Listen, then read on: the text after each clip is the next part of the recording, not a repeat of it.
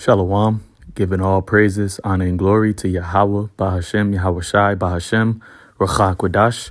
Yahawah is the Heavenly Father's true name in ancient Hebrew, who the world ignorantly calls God, the power of Abraham, Isaac, and Jacob. YAHAWASHI is the name of his only begotten Son, the Savior of the nation of Israel, starting with the elect, who the world ignorantly calls Jesus Christ. And the 𝐌𝐔𝐒𝐓 is the Holy Spirit, which is the Spirit of truth. Double honors of the apostles of great millstone, who all learned this truth from. And peace, love, salutations, and blessings to the house of David, which is the elect, the men, women, and children that are predestined to receive salvation and to be the first fruits of the kingdom of heaven, which is the kingdom of Israel. So, I just want to just touch on this video that I'm going to show, after I bring out a couple of scriptures. I just came across it and, I found it very interesting, man. And it goes into, the wicked rulers of this world, okay? Because the scriptures tells us, which I'll just get that real quick. This is the book of Galatians chapter 6. I start at verse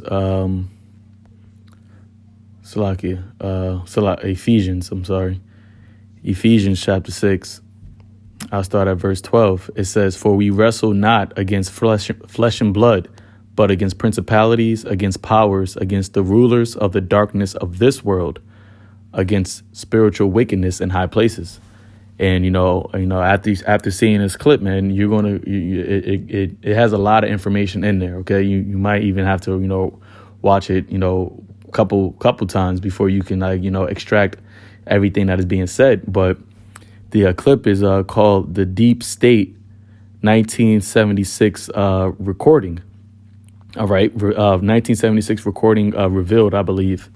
And it goes into just the spiritual wickedness in the darkness, in the rulers of the darkness of this world, all right, and how they have for centuries come together and basically just take over this world, all right, which the scriptures also says in the book of Job, chapter 9, verse 24. And it reads, "The earth is given into the hand of the wicked.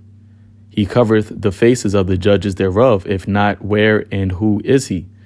And, this video, it shows that without a shadow of a doubt, man. Okay, it goes into the hidden hand. It goes into the Illuminati.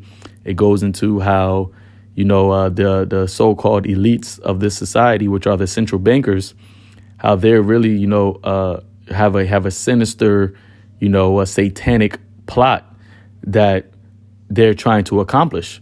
Okay. And that ultimate accomplishing is them trying to create a one world government, and basically enslave the whole world through their mark. All right. The mark of the beast, which, this video doesn't really go into the mark of the beast, but us that is in the, us that is in the know, us that has the wisdom and knowledge, we see how everything that they have been doing, for hundreds of years, behind the scenes, how it's all leading up to that mark of the beast, man, which is, once again, it's the mark of the beast.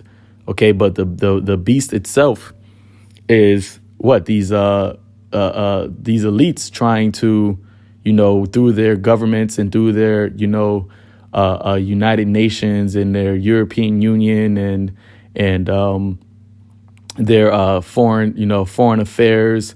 And like I said, this video goes into all of that. It goes into all of these things that these people that this world will esteem as being, famous or rich or successful people that you should admire to aspire to be. But in all actuality, they're nothing but evil, satanic, wicked individuals.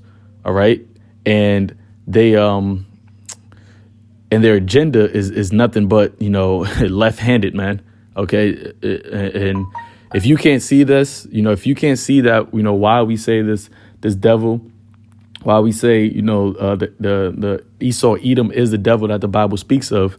If you can't see this after, watching this, man, then you are truly blinded, man. You're truly blinded. All right. This is the book of Micah, chapter 2, verse 1. "Woe to them that devise iniquity and work evil upon their beds." And that's all Esau has been doing, man. All right. And especially these central bankers. OK, the Rothschilds, the Rockefellers, the Oppenheimers, the J.P. Morgans. OK, the Rockefellers. I said that. But so on and so forth, man. Everything that they've been doing has just been evil, man. OK, it has been evil. It says, woe to them that devise iniquity. So they plan iniquity. They plan their plans are conjured up in witchcraft and sorceries. OK, in sin and abominable works and work evil upon their beds. When the morning is light, they practice it because it is in the power of their hand.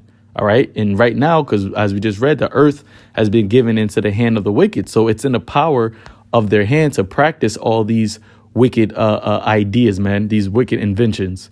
OK, and this is not even something new, because when you go into history, all right, either secular history, and it's also in biblical history, you've had Edomites, all right, especially referring to Antiochus, I believe, Antiochus Epiphanes. He had this idea. So Esau always had this idea of creating a one world government, man. All right, a one world order. All right, so this is the book of First Maccabees, chapter 1. And where is it at? First Maccabees, chapter 1, verse. So bear with me 1 second. Yep, this is the.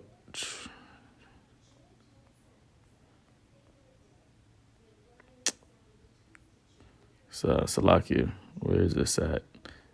First Maccabees, the first chapter.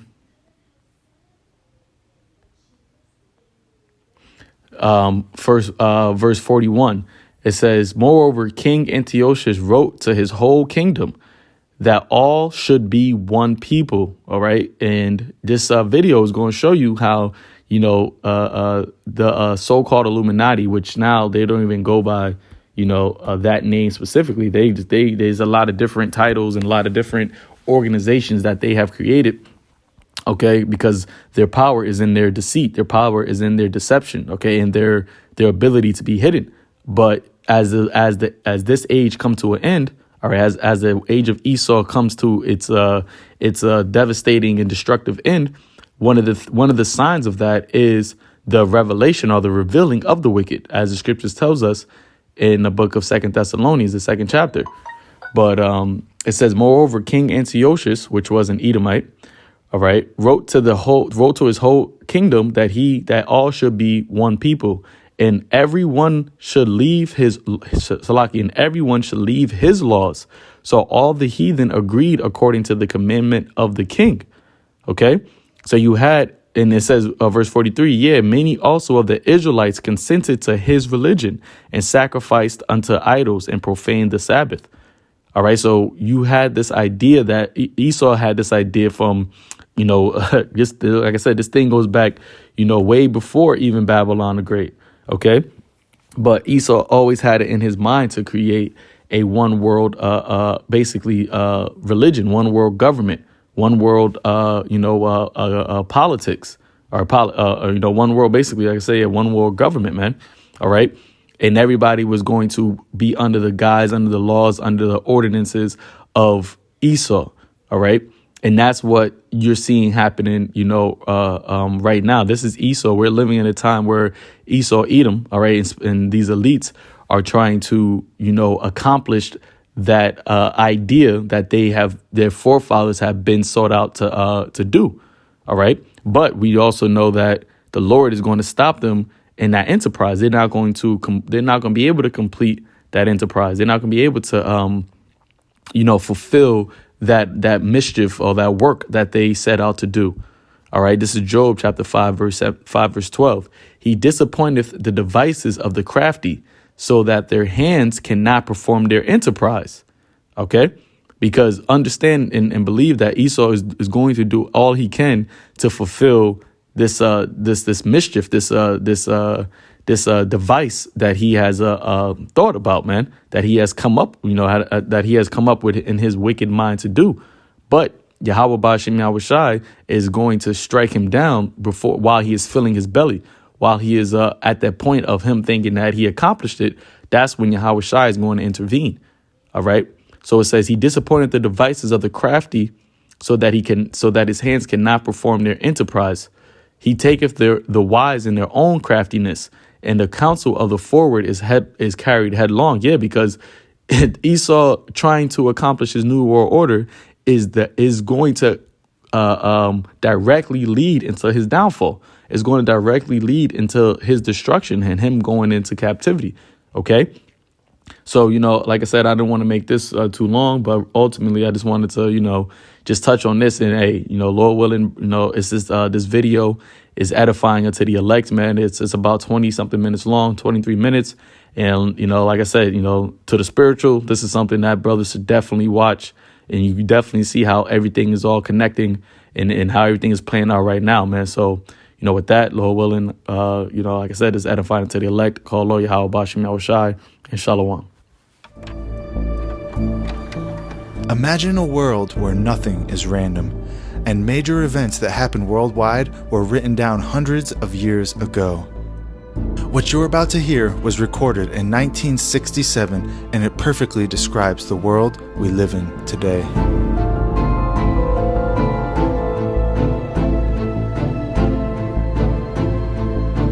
What was the secret?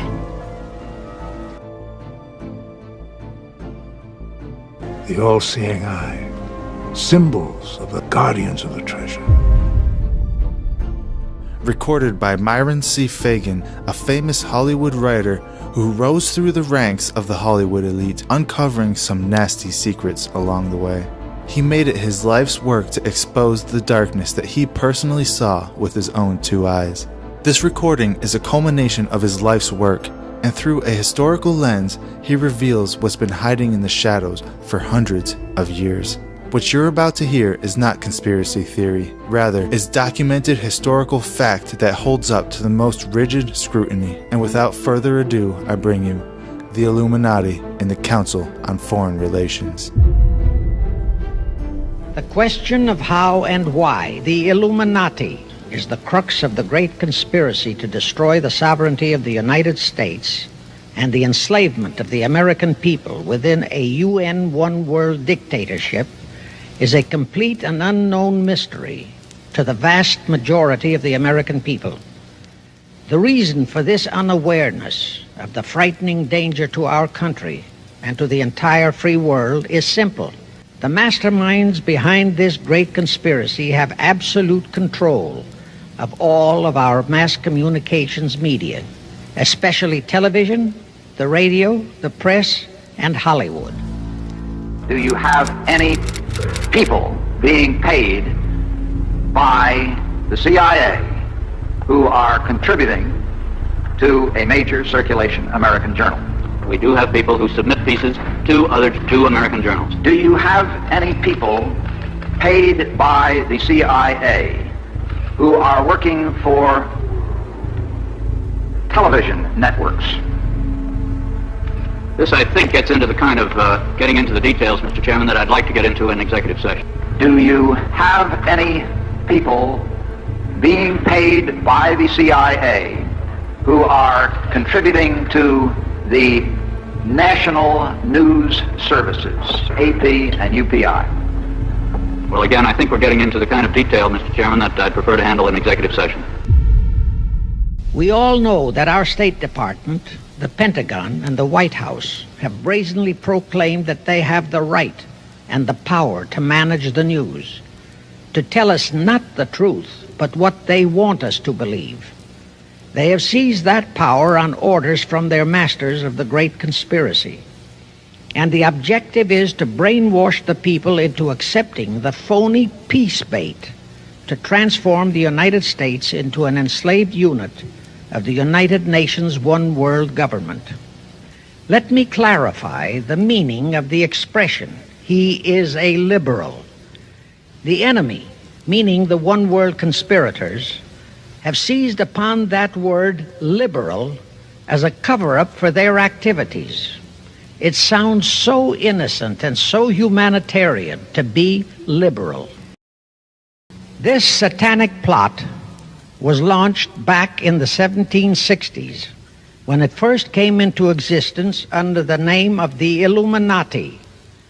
This Illuminati was organized by one Adam Weishaupt, born a Jew, who was converted to Catholicism and became a Catholic priest, and then, at the behest of the then newly organized House of Rothschild, defected and organized the Illuminati. Naturally, the Rothschilds financed that operation. And every war since then, beginning with the French Revolution, has been promoted by the Illuminati, operating under various names and guises. I say under various names and guises because after the Illuminati was exposed and became too notorious, Weishaupt and his co-conspirators began to operate under various other names. In the United States, immediately after World War I, they set up what they called the Council on Foreign Relations, commonly referred to as the CFR. And this CFR is actually the Illuminati in the United States. Perhaps the most vital directive in Weishaupt's plan was to obtain absolute control of the press, at that time the only mass communications media, to distribute information to the public, so that all news and information could be slanted, so that the masses could be convinced that a one-world government is the only solution to our many and varied problems. Now do you know who owns and controls our mass communications media?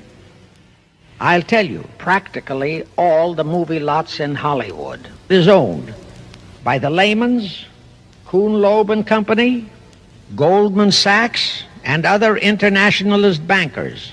All the national radio and TV channels in the nation are owned and controlled by those same internationalist bankers.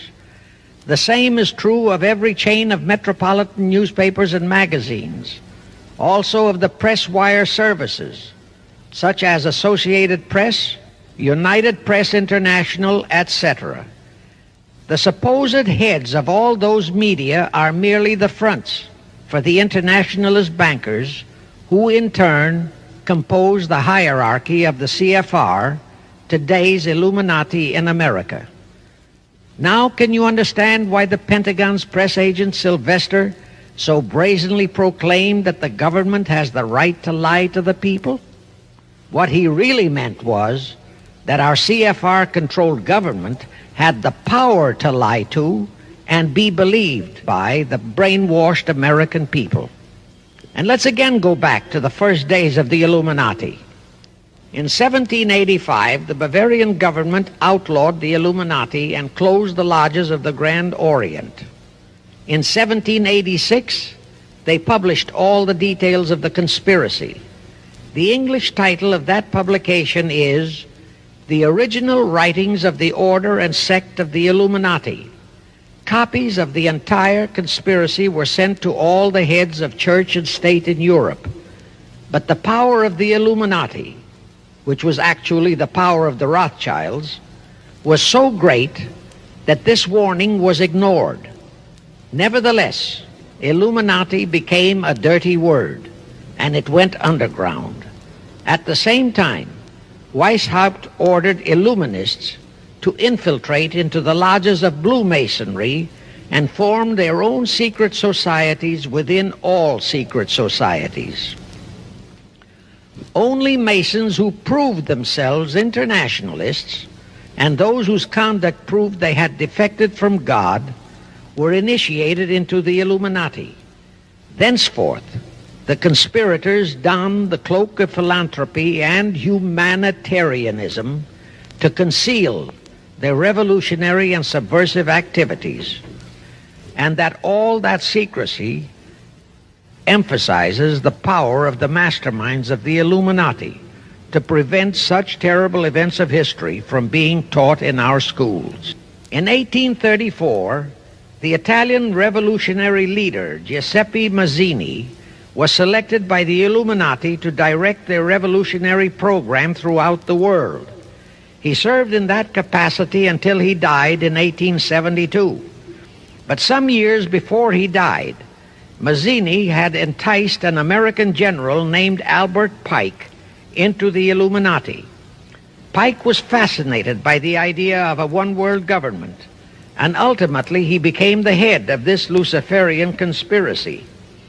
Between 1859 and 1871, he, Pike, worked out a military blueprint for 3 world wars and various revolutions throughout the world, which he considered would forward the conspiracy to its final stage in the 20th century.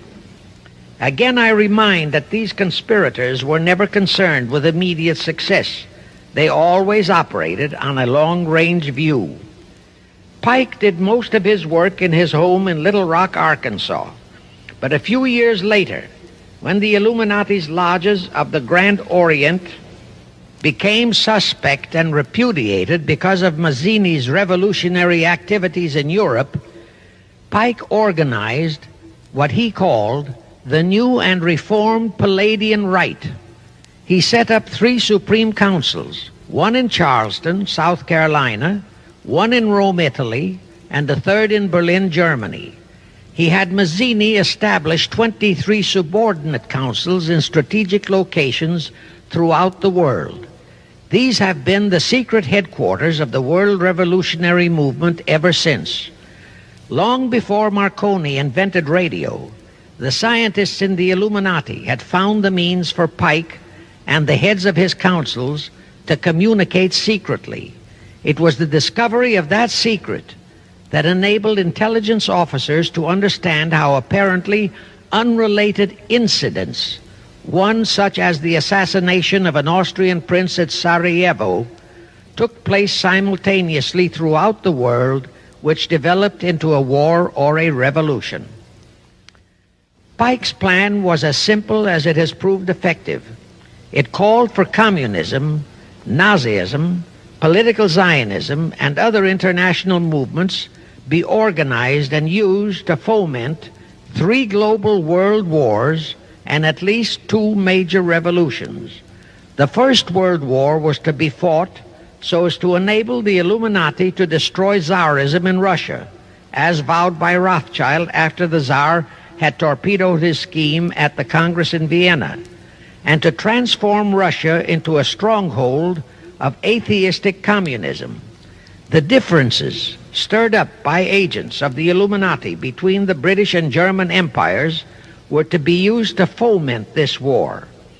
After the war would be ended, communism was to be built up and used to destroy other governments and weaken religions.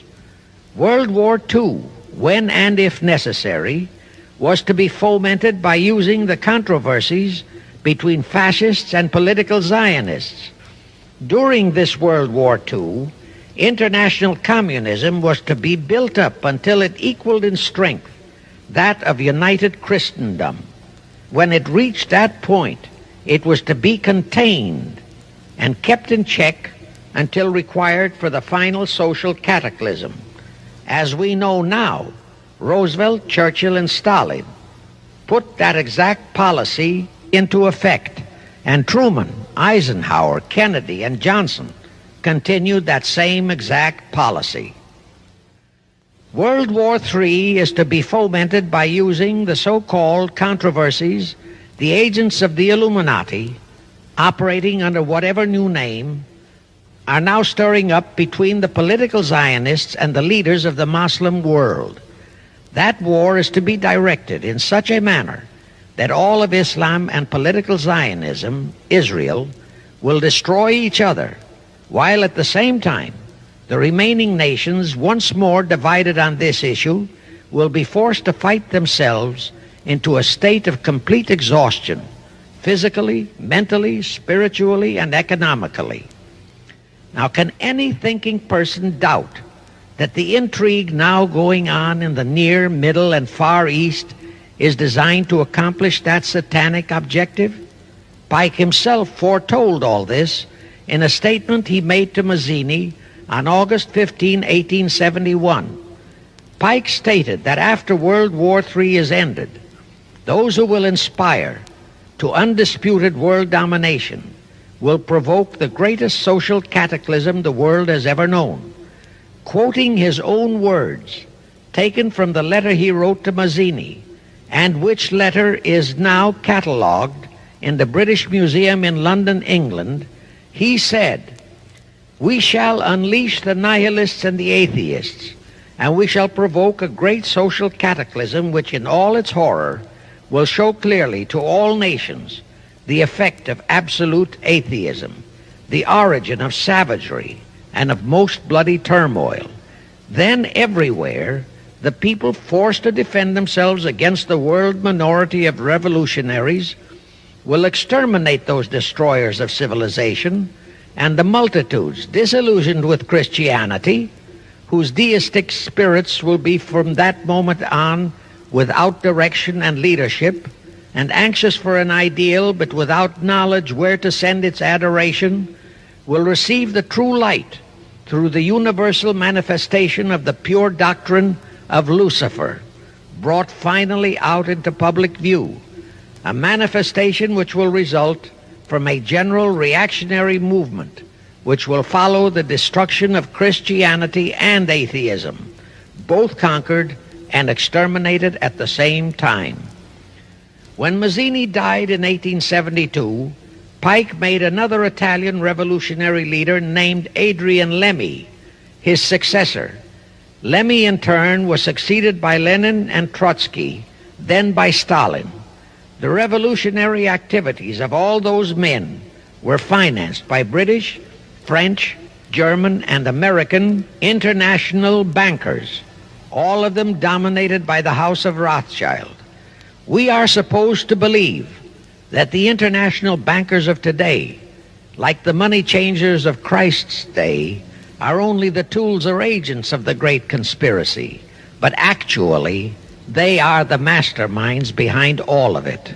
While the general public has been brainwashed by all the mass communications media into believing that communism is a movement of the so-called workers, the actual fact is that both British and American intelligence officers have authentic documentary evidence that international liberals operating through their international banking houses, particularly the House of Rothschild, have financed both sides in every war and revolution since 1776.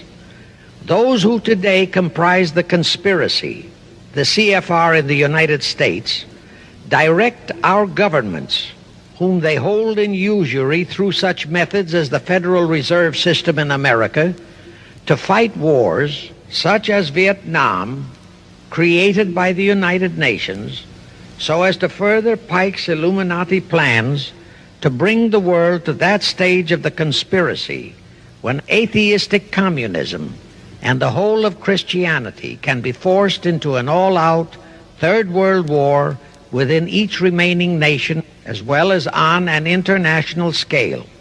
Now let me show you how our federal government and the American people have been sucked into the one-world takeover plot of the Illuminati Great Conspiracy. And always bear in mind that the United Nations was created to become the housing for that one-world so-called liberal conspiracy. The real foundations of the plot for the takeover of the United States were laid during the period of our Civil War. Not that Weishaupt and the earlier masterminds had ever overlooked the New World. Weishaupt had his agents planted over here as far back as the Revolutionary War. But George Washington was more than a match for them. It was during the Civil War that the conspirators launched their first concrete efforts. We know that Judah Benjamin, chief advisor of Jefferson Davis, was a Rothschild agent. We also know that there were Rothschild agents planted in Abraham Lincoln's cabinet who tried to sell him into a financial dealing with the House of Rothschild. But old Abe saw through the scheme and bluntly rejected it, thereby incurring the undying enmity of the Rothschilds. Investigation of the assassination of Lincoln revealed that the assassin, Booth, was a member of a secret conspiratorial group. Because there were a number of highly important government officials involved, the name of the group was never revealed, and it became a mystery exactly as the assassination of Jack Kennedy still is a mystery. Anyway, the ending of the Civil War destroyed, temporarily, all chances of the House of Rothschild to get a clutch on our money system, such as they had acquired in Britain and other nations in Europe. I say temporarily because the Rothschilds and the masterminds of the conspiracy never quit. So they had to start from scratch, but they lost no time in getting started. Shortly after the Civil War, a young immigrant who called himself Jacob H. Schiff arrived in New York. Jacob was a young man with a mission for the House of Rothschild. Jacob was the son of a rabbi, born in one of Rothschild's houses in Frankfurt, Germany. I won't go deeply into his background. The important point is that Rothschild recognized in him not only a potential money wizard, but more important, he also saw the latent Machiavellian qualities in Jacob that could, as it did, make him an invaluable functionary in the great one-world conspiracy. After a comparatively brief training period in the Rothschilds' London bank, Jacob left for America with instructions to buy into a banking house, which was to be the springboard to acquire control of the money system of the United States. Actually, Jacob came here to carry out 4 specific assignments. Number 1, and most important, was to acquire control of America's money system. Number 2, find desirable men who, for a price, would be willing to serve as stooges for the great conspiracy and promote them into high places in our federal government, our Congress, in the U.S. Supreme Court, and all federal agencies.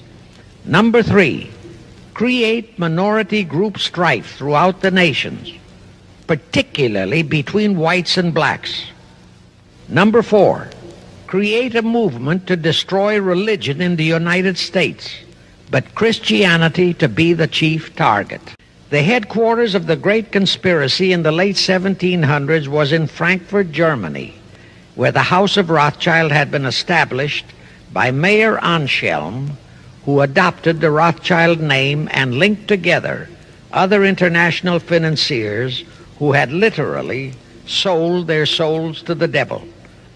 After the Bavarian government's exposure in 1786, the conspirators moved their headquarters to Switzerland, then to London.